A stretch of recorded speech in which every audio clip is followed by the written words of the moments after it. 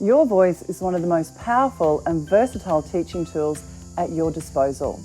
Well used, a voice can eliminate low-level disruption before chaos takes hold.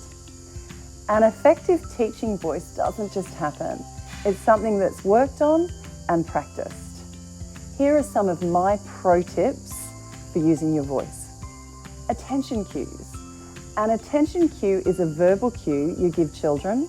Their response is to focus their attention on you. For instance, the teacher says, "Hocus pocus," and the students answer, "Everybody focus." Attention cues, to be effective, you need to work with your class to help them understand your expectations. Consistent rewards for those first to follow your attention cue are helpful here too. Rewards can be simple. They can be praise or a wink, or it can be the child going first. They should be sharp and quick to keep your class tempo moving. After I've explained an activity, an attention cue I use is, "Who's got this?" My class know that whoever put their hand up first will get to go first. This trains them to listen so they can put their hand up, and it allows the momentum of my class to move quickly. Raised voices. Your normal teaching voice should be just enough for your group to hear you. A raised voice should be a rarely used teaching tool. A rarely raised voice should ideally get all of your students looking at you. As soon as you have attention, return your voice to a normal volume, reserving your raised voice for maximum impact next time. Teachers who shout a lot dilute the power of a raised voice. Whisper quiet. When a child is very stressed out, adding our volume doesn't help anyone. But using a very quiet voice close to a child's ear gives them some calm in the sea of their chaos. Using a whisper in a group that's very rowdy can also be a game changer. I tell my group that I've got a secret, and I have them all huddle together to tell them a secret.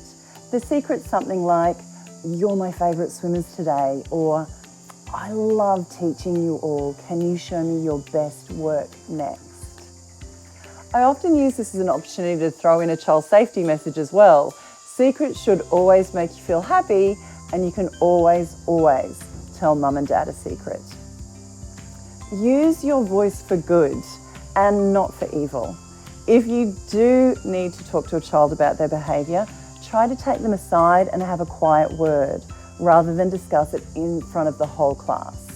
This will go a long way to building respect between you and that child. And respect leads to much better behaviour management outcomes. Hand signals. No speaking really is quite an effective in-pool teaching technique. Pointing to children when it's their turn to go, clapping, high fives, fist bumps are great ways to create attentive, joyful swimmers. Don't be afraid to throw in some sign language into the mix either. Thank you, please, listen, look. They're all great signs to use in the pool. Looking after your voice. Your voice is your most valuable teaching tool. Most teachers will be able to tell you about a shift or two that they've had to manage with little or no voice after overdoing it. Hydrate. Drink throughout your shift and avoid caffeine as much as possible. Posture. Stand up straight with your shoulders back and project your voice. Breathing and relaxation. Practice deep diaphragm breathing to help avoid stress buildup. Ventilation. If you do work in an indoor centre, try to get outside for quick breaks from the humidity whenever possible to get some fresh air. Remember that finding your unique coaching voice may take some time. Find a coach or a teacher that you really like the sound of and then copy them for a while. Use what works for you and discard what doesn't. Soon enough, you'll have your very own unique teaching voice.